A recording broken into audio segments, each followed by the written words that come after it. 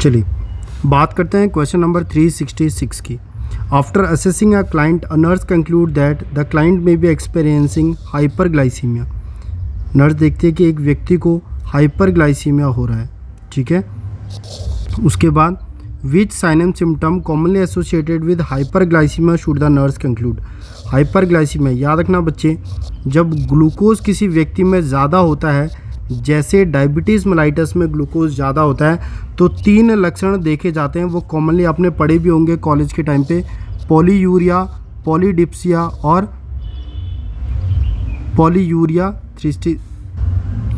Polydipsia और polyphagia, ठीक है। ये 3, 1, 2 और 3। क्योंकि ग्लूकोज की वजह से क्या होता है, ऑस्मोटिक डाययूरेसिस होता है। ऑस्मोटिक डाययूरेसिस होता है तो ज़्यादा पेशाब बाहर जाता है, जिसकी वजह से पॉलीयूरिया होता है। जब ज़्यादा पानी बाहर जाता है तो पेशेंट को ज़्यादा प्यास लगती है, पॉलीडिप्सिया और पॉलीफेजिया। ये 3 लक्षण हैं जो ग्लूकोज ज़्यादा होता है हाइपरग्लाइसीमिया या फिर डायबिटीज़ मेलाइटस के कंडीशन में देखे जाते हैं। चलिए नेक्स्ट क्वेश्चन। नेक्स्ट है question number 367। A nurse is monitoring a client laboratory result for fasting plasma glucose level. Fasting plasma glucose level का रिजल्ट देख रही है nurse. Within which range of fasting plasma glucose level does the nurse conclude that the client is considered to be diabetic. तो बच्चे जो fasting glucose होता है उसका नॉर्मल लेवल होता है 70 से 110 और अप टू 125, 125 से पहले तक। ये क्वेश्चन याद रखना, 125 से पहले, अगर 110 से 124 तक है, यानी कि 125 से पहले तक उसको कहते हैं प्री डायबिटिक। तो क्वेश्चन में हमसे पूछ रहा है कि डायबिटिक कब कहेंगे मरीज को, जब उसकी वैल्यू 125 से ज़्यादा होती है, तब हम कहते हैं कि मरीज है डायबिटिक। तो अब यहाँ देखिए 125 से ज़्यादा किस में है, इसमें 126 से 140, ये क्या हो जाएगा, डायबिटिक। जबकि 100 से 125 क्या हो जाएगा, प्री डायबिटिक, ठीक है। लेकिन यहाँ पे हमसे डायबिटिक पूछा हुआ था तो आंसर जाएगा डी, ठीक है। और 70 से 110 इसकी नॉर्मल रेंज होती है, याद रखिएगा। चलिए नेक्स्ट क्वेश्चन है बच्चे 368। ये कह रहा है what nursing intervention is priority when client is first admitted with hyperglycaemic hyperosmolar non ketotic syndrome, HHNS, ठीक है। तो बच्चे एक बात याद रखना, HHNS क्या होता है, जब अनकंट्रोल्ड डायबिटीज़, जब डायबिटीज़ कंट्रोल नहीं होता है तो उसके बाद उस व्यक्ति को एज ए कॉम्प्लिकेशन हो सकता है HHNS, ठीक है। लाइफ थ्रेटनिंग कॉम्प्लिकेशन होता है HHNS अनकंट्रोल्ड डायबिटीज़ का। अगर ये किसी व्यक्ति को होता है, इसमें सीरम ऑस्मोलारिटी काफ़ी ज़्यादा हो जाती है, व्यक्ति को डिहाइड्रेशन हो जाता है, बस कीटोएसिडोसिस नहीं होता है, ठीक है। लेकिन HHNS का जब भी आप नाम सुनेंगे, आप PR यादव वगैरह में भी डायरेक्टली सुनेंगे, आपकी पहली प्रायोरिटी होती है, क्योंकि काफ़ी ज़्यादा डिहाइड्रेशन होता है पेशेंट को, इसलिए पहली प्रायोरिटी होती है एडमिनिस्ट्रिंग फ्लूइड रिप्लेसमेंट। याद रखना, ये क्वेश्चन कई बार पूछा जाता है। ये आपसे पूछा जाएगा कि HHNS में सबसे पहली प्रायोरिटी क्या होती है। पहली प्रायोरिटी होती है कि उसको फ्लूइड दो, ज़्यादा से ज़्यादा फ्लूइड दो, क्योंकि पेशेंट काफ़ी डिहाइड्रेटेड होता है ना। अगर आपको क्वेश्चन ज़्यादा समझ में भी नहीं आए तब भी आप इतना याद रखें कि HHNS डायबिटीज़ का एक कॉम्प्लिकेशन है ना। और इसमें सबसे पहली प्रायोरिटी होती है कि व्यक्ति को फ्लूइड दो, क्योंकि काफ़ी ज़्यादा डिहाइड्रेशन हो चुका होता है। चलिए नेक्स्ट क्वेश्चन नंबर 369 क्या कह रहा है, a client is admitted to emergency department has ketone in blood. उसके ब्लड और यूरिन में कीटोन्स पाए गए हैं। Which situation associated with physiologic finding should the nurse focus when collecting additional data about the client. अब मुझे ये बताइए कि उसकी बॉडी में कीटोन्स कैसे आए होंगे, ब्लड या यूरिन में। मेरी बात सुनिए, नॉर्मली कार्बोहाइड्रेट से क्या बनती है, एनर्जी। लेकिन अगर किसी व्यक्ति में कार्बोहाइड्रेट लंबे समय तक ना हो, जैसे कि मान लीजिए कोई स्टारवेशन में है या व्रत ले रहा है, उसने 5 दिनों से खाना नहीं खाया है, तो उसके बॉडी में कार्ब्स नहीं होंगे। और जब उसकी बॉडी में कार्ब्स नहीं होंगे, ऐसे टाइम पर कार्ब्स की जगह फैट से एनर्जी बनती है। फैट से क्या बनने लगती है, एनर्जी। और जब फैट टूटकर एनर्जी बनाता है ना बच्चे, तो फैट के साथ एक और चीज़ बनती है, एनर्जी के साथ एक और चीज़ बनती है, जिसे हम कहते हैं कीटोन्स। एनर्जी के साथ साथ कीटोन्स भी बनते हैं, और ये कीटोन एसिडिक होते हैं नेचर में, एसिडिक। इसीलिए अगर फैट का ब्रेक डाउन होगा कभी भी एनर्जी बनाने के लिए तो हम उसे कहते हैं इसकी बॉडी में हो चुका है कीटो एसिडोसिस, यानी कीटोन बॉडीज़ की वजह से क्या हो चुका है, एसिडोसिस हो चुका है। ठीक है, तो अब ये कह रहा है कि उसके ब्लड और यूरिन में कीटोन्स कहाँ से आए होंगे, अगर उस व्यक्ति ने स्टारवेशन किया होगा, बहुत लंबे समय तक खाना नहीं खाया होगा, तो कार्ब नहीं होंगे। कार्ब एनर्जी बनाता है, अब कार्ब हमारे पास है नहीं तो फैट से टूट के एनर्जी बनानी पड़ेगी। जब फैट को तोड़ा जाता है तो उसके साथ बनते हैं कीटोन्स, जिससे कि क्या हो जाता है, उसके यूरिन और ब्लड में बहुत ज़्यादा कीटोन्स होते हैं। और इस कंडीशन में भी व्यक्ति को बहुत ज़्यादा पानी पिलाया जाता है ताकि कीटोन्स उसकी बॉडी से बाहर जाएं। ये ध्यान रखिएगा, क्वेश्चन पूछा जाता है। ये क्वेश्चन इस तरीके से पूछा जाता है कि एक माँ अपने बच्चे को लेके आई जिसके यूरिन में काफ़ी ज़्यादा कीटोन था, तो अब माँ को क्या सलाह देगी नर्स कि उसको काफ़ी सारा पानी पिलाना है ताकि व्यक्ति का सारा कीटोन यूरिन के रास्ते बाहर निकल जाए। और यह एसिडोसिस की कंडीशन, मेटाबॉलिक एसिडोसिस की कंडीशन करवाता है व्यक्ति में। चलिए next question number 370। A client tells the nurse during the admission history that oral hypoglycemic agent, यानी ओरल हाइपोग्लाइसेमिक एजेंट यानी वो टैबलेट्स जो ब्लड ग्लूकोज को क्या करती हैं, कम करती हैं बॉडी में, इज टेकन डेली, वो रोज़ वो व्यक्ति ओरल हाइपोग्लाइसेमिक एजेंट लेता है। For which condition does the nurse conclude that the oral hypoglycemic agent may prescribed by the health care provider. किस कंडीशन के लिए उस व्यक्ति को ओरल हाइपोग्लाइसेमिक एजेंट दिया जा रहा होगा। तो याद रखिए, हमारी बॉडी में ग्लूकोज होता है और ग्लूकोज को कम करने के लिए भगवान ने क्या बनाया है, इंसुलिन। इंसुलिन क्या करता है, ग्लूकोज को पकड़ के सेल के अंदर डाल देता है, जिस वजह से ब्लड में ग्लूकोज क्या हो जाता है, कम हो जाता है। लेकिन अगर किसी व्यक्ति में इंसुलिन ना बने तो क्या ग्लूकोज सेल के अंदर जाएगा बच्चे, नहीं, तो ग्लूकोज क्या हो जाएगा, ज़्यादा, और उसी को तो हम क्या कहते हैं, डायबिटीज़ मेलाइटस। लेकिन जिस व्यक्ति का इंसुलिन प्रोडक्शन नहीं होता है और ग्लूकोज ज़्यादा होता है, उसको हम दवाइयाँ देते हैं जो ग्लूकोज को कम करे, और उन्हीं को कहते हैं ओरल हाइपोग्लाइसेमिक, यानी हाइपोग्लाइसेमिक करने वाले एजेंट। जैसे आपने कई डायबिटिक ड्रग का नाम सुना होगा, ठीक है, मेटफॉर्मिन वगैरह, आपने मेटफॉर्मिन वगैरह का नाम सुना होगा। ये सारे ओरल हाइपोग्लाइसेमिक एजेंट होते हैं, ठीक है।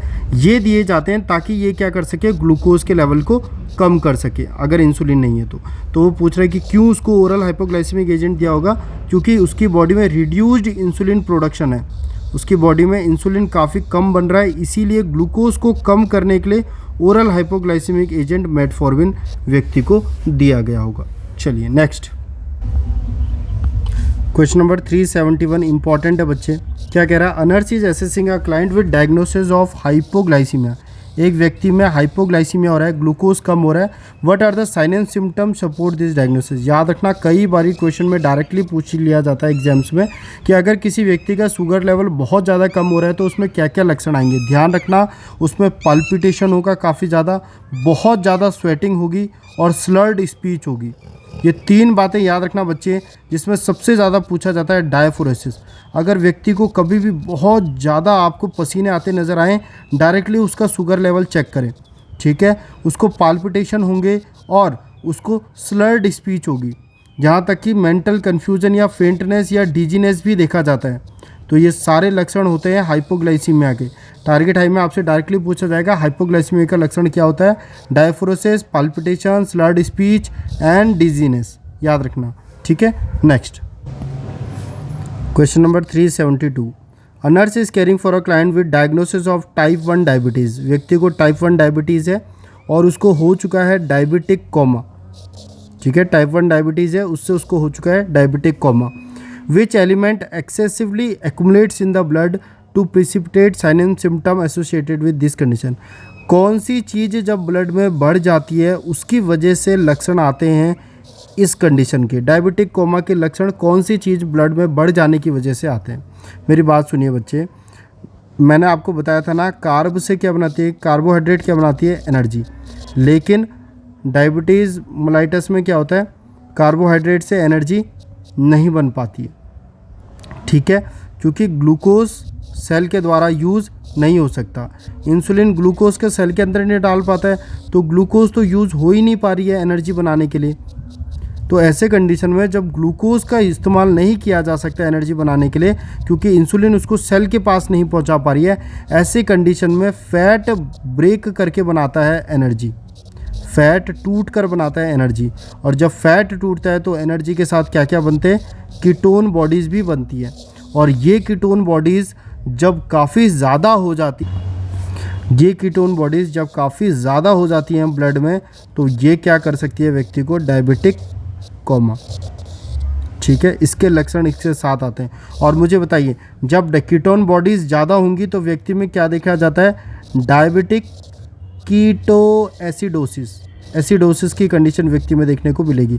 और कैसा एसिडोसिस होता है, मेटाबॉलिक एसिडोसिस। और यही तो कंडीशन है बच्चे, डायबिटिक कीटो एसिडोसिस, जिसमें कुस्मॉल्स रेस्पिरेशन देखा जाता है। ये क्वेश्चन भी काफ़ी बार आता है, कुस्मॉल्स रेस्पिरेशन देखा जाता है डायबिटिक कीटो एसिडोसिस की कंडीशन में। कीटो एसिडोसिस की कंडीशन में कुस्मॉल्स रेस्पिरेशन देखा जाता है।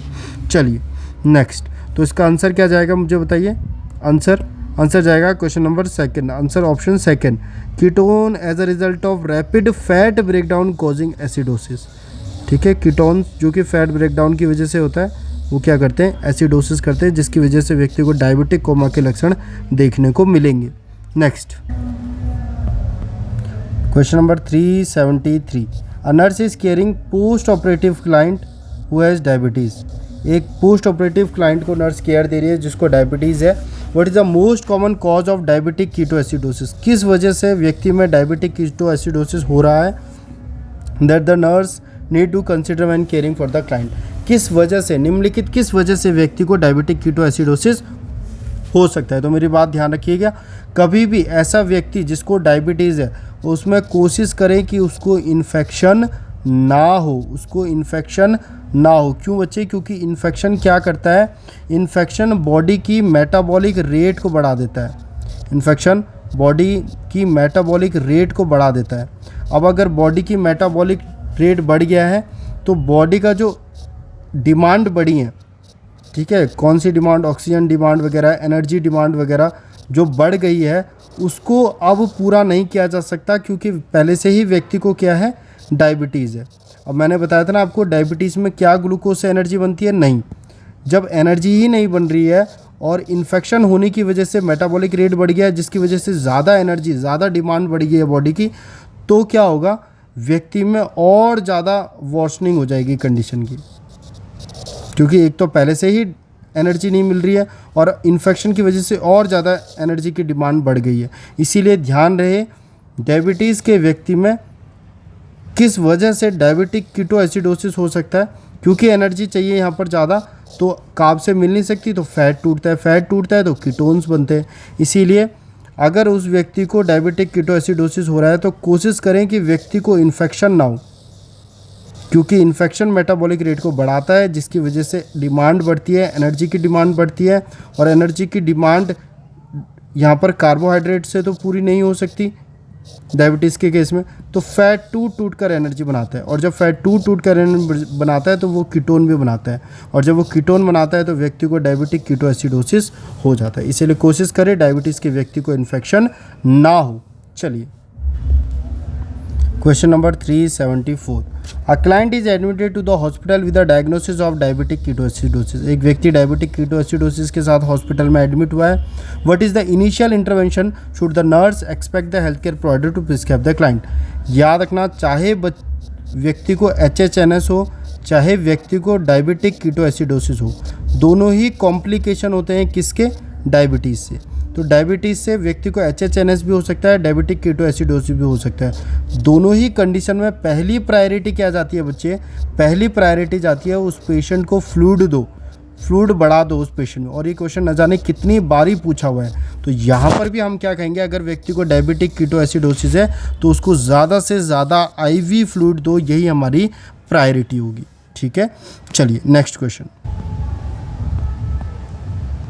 Question number 375, a client is diagnosed with diabetic keto acidosis.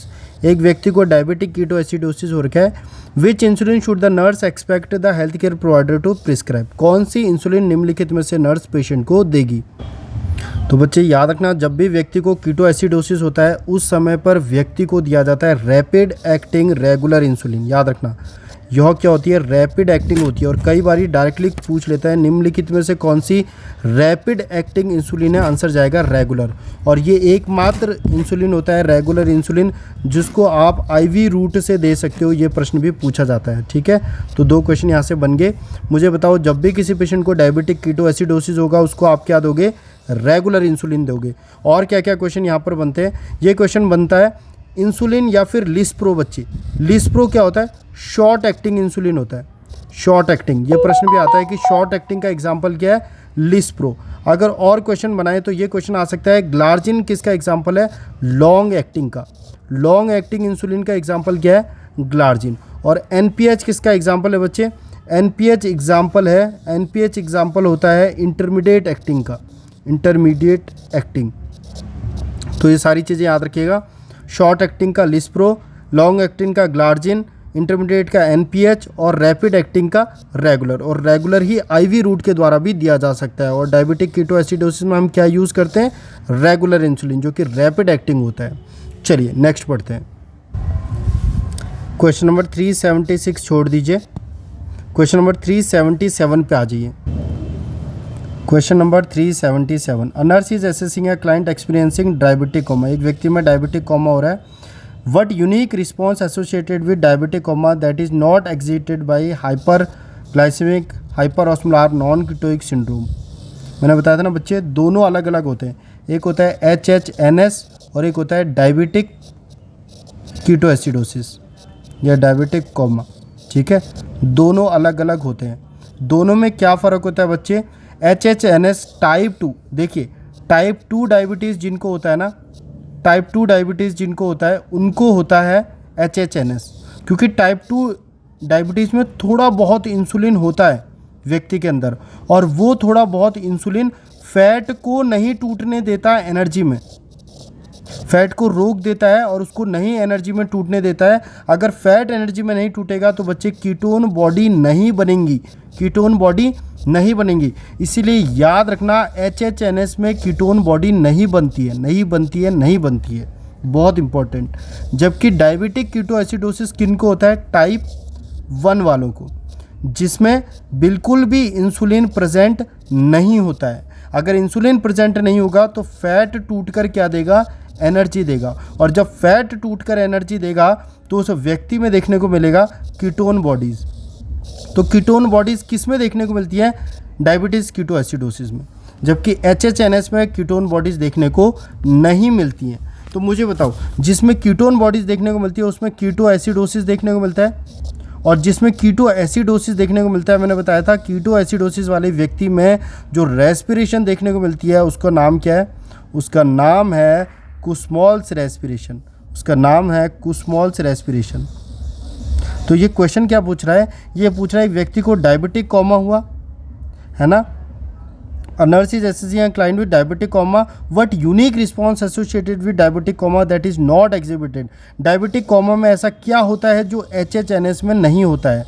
सीधा सा आंसर है कुस्मॉल्स रेस्पिरेशन, क्योंकि HHNS में कीटोन बॉडी नहीं बनती है, उसमें कीटोएसिडोसिस नहीं होता है, इसलिए कुस्मॉल्स रेस्पिरेशन भी नहीं होगा। जबकि डायबिटिक कीटोएसिडोसिस में इंसुलिन बिल्कुल ही नहीं होता है, तो फैट एनर्जी में टूटता है, फैट जब एनर्जी में टूटता है तो कीटोन बनती है, कीटोन जब बनती है तो कीटोएसिडोसिस होता है, कीटोएसिडोसिस जब होता है तो कुस्मॉल्स रेस्पिरेशन होता है। तो याद रखना, डायबिटिक कोमा में कुस्मॉल्स रेस्पिरेशन होता है, HHNS में कुस्मॉल्स रेस्पिरेशन नहीं होता है। लेकिन जब भी क्वेश्चन आए कि दोनों में प्रायोरिटी क्या है, दोनों में प्रायोरिटी है कि बहुत ज़्यादा फ्लूइड पेशेंट को दे दिया जाए, फ्लूइड बहुत सारा दो पेशेंट को, क्योंकि दोनों ही कंडीशन में मरीज को काफ़ी ज़्यादा डिहाइड्रेशन होता है।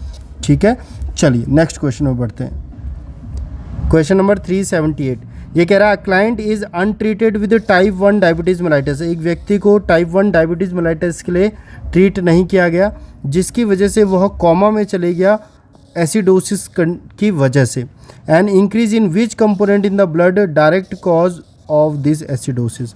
ब्लड में ऐसा क्या बढ़ा होगा जिसकी वजह से व्यक्ति कोमा में गया होगा। अब ध्यान से सुनिए, मैंने आपको क्या बताया था, अगर यहाँ स्पेस है, मैंने आपको बताया था कि टाइप टाइप 1 जो डायबिटीज़ होता है, टाइप 1 में बिल्कुल भी नहीं होता है इंसुलिन। जब इंसुलिन बिल्कुल भी नहीं होता है तो ग्लूकोज यूज़ नहीं हो सकता एनर्जी बनाने के लिए। इस कंडीशन में हमारे पास सीधे तौर पर फैट मौजूद होता है और वो बोलता है कोई बात नहीं, मैं बना देता हूँ एनर्जी। जब फैट एनर्जी बनाता है तो वो साथ में क्या बना देता है, कीटोन्स। और इन्हीं कीटोन्स की वजह से होता है एसिडोसिस, जिसे हम कहते हैं कीटो एसिडोसिस, क्योंकि ये कीटोन एसिडिक नेचर के होते हैं। तो मुझे बताओ कि कोई व्यक्ति जिसको टाइप 1 डायबिटीज़ के लिए मेडिसिन नहीं दी गई है और वो कोमा में चले गया है एसिडोसिस की वजह से, उसके ब्लड में क्या बढ़ा होगा? सीधा सा उत्तर है कीटोन्स। तो आंसर क्या जाएगा? 378 का आंसर जाएगा 1। कीटोन्स उसकी बॉडी में काफ़ी ज़्यादा बढ़ जाते हैं, जिसकी वजह से उसकी बॉडी में एसिडोसिस होता है और वह कोमा में चले जाता है। ठीक है, क्वेश्चन नंबर 379 ऐसा इतना इंपॉर्टेंट नहीं है, बस थोड़ा सा देख लीजिए। A client is learning alternate site testing for glucose monitoring. Glucose monitoring के लिए कौन सी साइट यूज़ करी जाए? Which client statement indicate the nurse that additional teaching is necessary. कौन सी चीज़ व्यक्ति गलत बताएगा नर्स को, जो नर्स बोलेगी कि इसको तो और समझाने की ज़रूरत है? तो बच्चे ये कहता है कि the finger tip is preferred for glucose monitoring if hyperglycaemia is suspected. याद रखना, फिंगर टिप तो प्रीफर किया जाता है ग्लूकोज मॉनिटरिंग के लिए, लेकिन हाइपरग्लाइसीमिया में नहीं, हाइपोग्लाइसीमिया में। ठीक है, हाइपोग्लाइसीमिया। ठीक है, तो ये थोड़ा सा एक क्वेश्चन था, इतना ऐसा इतना इम्पॉर्टेंट नहीं है। ठीक है, तो इसको छोड़ दीजिए। क्वेश्चन नंबर 380 पे आ जाइए। क्वेश्चन नंबर 380 भी छोड़ दीजिए, इतना इम्पॉर्टेंट नहीं है, आप लोग पढ़ लीजिएगा और आंसर गैस कर लीजिएगा। Next question number 381, a urine specimen is needed to test for the presence of ketone. Ketones की प्रेजेंस देखने के लिए यूरिन सैंपल हमें चाहिए एक क्लाइंट में जिसे डायबिटीज़ है। What should the nurse do when collecting the specimen from urinary retention catheter. अगर यूरिनरी रिटेंशन कैथेटर यानी अगर उस व्यक्ति में कैथेटर लगा हुआ है तो हम यूरिन का सैंपल कैसे लेंगे? और ये क्वेश्चन न जाने कितनी बार एग्जाम्स में रिपीट हुआ है कि अगर किसी व्यक्ति के कैथेटर लगा हुआ है तो उसका यूरिन सैंपल कैसे लिया जाता है। तो सीधे तौर पर हम पहले कैथेटर को क्लैंप करते हैं, जिस जगह से लेना है, जिस पोर्ट से लेना है उसको क्लीन करते हैं और स्टेराइल सिरिंज से वहाँ से कैथेटर में एस्पिरेट करते हैं। बच्चे एस्पिरेट करते हैं यूरिन को सिरिंज के मदद से। ठीक है, याद रखना ये क्वेश्चन। कभी भी आप जो ड्रेनेज बैग है उसमें से यूरिन नहीं लोगे, वो आपको बार बार उकसाएगा ये बोलने के लिए कि आप ड्रेनेज बैग से यूरिन ले लीजिए। नहीं, आप कैथेटर जो लगा हुआ है ना उसमें निडल डाल के यूरिन को एस्पिरेट करोगे, स्टेराइल यूरिन। ठीक है, इसलिए याद रखना, clamp the catheter, clean the pot and use sterile syringe to remove urine. जी, 4th is the right answer. चलिए next question number 382, a client is monitoring client fasting blood glucose, fasting plasma glucose देख रहे हैं। At which fasting plasma glucose level should the nurse identified that the client is pre diabetic. Pre diabetes का मैंने आपको बताया था, pre diabetic कितने से कितने में बोलते हैं पेशेंट को? 100 से 125 के बीच में जब वैल्यू होती है उसको कहते हैं प्री डायबिटिक। नॉर्मल वैल्यू कितनी होती है? 70 से 110। तो मुझे बताइए 100 से 125 के बीच में इसमें कौन सी वैल्यू है? 100। तो यही बताएगा कि व्यक्ति प्री डायबिटिक है। 130 और 160 क्या बताएगा कि व्यक्ति डायबिटिक है, क्योंकि वह 125 से ज़्यादा है। चलिए next question number 383, a nurse conclude that a client has hypoglycemic reaction. किसी व्यक्ति का ग्लूकोज लेवल या शुगर लेवल क्या कर रहा है? कम कर रहा है। Which sign and symptom support this conclusion. क्या लक्षण देखने को मिलेंगे उस व्यक्ति में जिसका ग्लूकोज लेवल ड्रॉप कर रहा है? तो एक तो इरिटेबिलिटी होगी बच्चे, क्योंकि ब्रेन के पास नहीं पहुंच रहा है ग्लूकोज, तो ब्रेन को नहीं मिलेगी एनर्जी, जिस वजह से व्यक्ति को होगी इरिटेबिलिटी। और दूसरा हार्ट पाल्पिटेशन, व्यक्ति को हार्ट पाल्पिटेशन देखने को मिलेगा जिस व्यक्ति को ग्लूकोज कम होगा। और बताओ मैंने आपको क्या बताया था ऊपर? डायफोरेसिस, बहुत ज़्यादा स्वेटिंग होना, डिजीनेस, उसको फेंटिंग यानी चक्कर आएगा, डिजीनेस देखने को मिलेगा, उसको डायफोरेसिस देखने को मिलेगा, इरिटेबिलिटी होगी, हार्ट पाल्पिटेशन होगा। ये सारे लक्षण होते हैं हाइपोग्लाइसीमिया के, याद रखिएगा। नेक्स्ट क्वेश्चन नंबर 384, ये क्या कह रहा है? A nurse is planning to teach fact about hyperglycemia to a client with diagnosis of diabetes. एक व्यक्ति जिससे डायबिटीज़ है उसे नर्स हाइपरग्लाइसीमिया के बारे में बता रही है। What information should the nurse include in discussion with the cause of diabetic acidosis. क्या नर्स उसे बताएगी कि क्यों डायबिटीज़ वाले व्यक्ति में डायबिटिक एसिडोसिस हो जाता है। सिंपल सी बात है बच्चे, आमतौर पर ग्लूकोज का इस्तेमाल किया जाता है एनर्जी बनाने के लिए, लेकिन ग्लूकोज से एनर्जी बनाने के लिए बीच में क्या होना चाहिए, इंसुलिन। अब अगर डायबिटीज़ वाले व्यक्ति में क्या होता है, इंसुलिन नहीं होता है तो एनर्जी नहीं बन सकता। ऐसे कंडीशन में जब ग्लूकोज से एनर्जी नहीं बन सकती है तब फैट बनाता है एनर्जी। जब फैट एनर्जी बनाता है तो वो साथ में बना लेता है कीटोन्स, और वो कीटोन्स एसिडिक नेचर के होते हैं जिसकी वजह से कीटो एसिडोसिस होता है। इसीलिए यहाँ पर डायबिटिक कीटो एसिडोसिस का क्या कारण होगा, break down of fat store for energy. Fat का ब्रेकडाउन जब एनर्जी बनाने के लिए होता है उस समय पर आपको डायबिटिक कीटो एसिड देखने को मिलेगा। ये नर्स उसे बताएगी। ठीक है, याद रखिएगा, बहुत इंपॉर्टेंट क्वेश्चन है, कभी भी पूछा जा सकता है। चलिए next question number 385। A nurse is collecting information about a client who has type 1 diabetes who is being admitted because of diabetic ketoacidosis. Which factor can predispose a client to this condition? एक व्यक्ति जिसे type 1 diabetes है, निम्नलिखित में से कौन सी उसे diabetic keto acidotic coma हो गया है, कौन सी कंडीशन उसको कोमा कराने के लिए जिम्मेदार है, डायबिटिक कीटो एसिडोटिक कोमा कराने के लिए। याद रखना, एक तो एक्सेसिव इमोशनल स्ट्रेस, क्योंकि बच्चे जितना ज़्यादा स्ट्रेस होता है उतना ज़्यादा ग्लूकोकॉर्टिकॉइड रिलीज़ होता है, उतना ज़्यादा ग्लूकोज का लेवल बढ़ेगा और ज़्यादा स्थिति ख़राब होती जाएगी, व्यक्ति कोमा में चलेगा क्योंकि पहले से ही डायबिटीज़ वाले में ग्लूकोज ज़्यादा है। और दूसरा, eating fewer calories than prescribed, बहुत कम कैलोरीज ले रहा है और इंसुलिन उसको बहुत ज़्यादा बाहर से दी जा रही है। जब इतनी कम कैलोरीज ले रहा है और इंसुलिन ज़्यादा दी जा रही है तो ग्लूकोज बहुत ज़्यादा ड्रॉप कर सकता है और पेशेंट व्यक्ति कोमा में जा सकता है। तो ये दो कंडीशन है जो कि डायबिटिक कोमा व्यक्ति को करा सकती है। ठीक है, इसे बच्चे इंसुलिन कोमा भी कहते हैं, इंसुलिन कोमा, क्योंकि कैलोरीज आप बहुत कम खा रहे हो और इंसुलिन काफ़ी ज़्यादा एडमिनिस्टर कर रहे हो, जिसकी वजह से क्या हो जाएगा, इंसुलिन कोमा हो जाएगा, हाइपोग्लाइसीमिया, बहुत कम हो जाएगा ग्लूकोज का लेवल। ठीक है, चलिए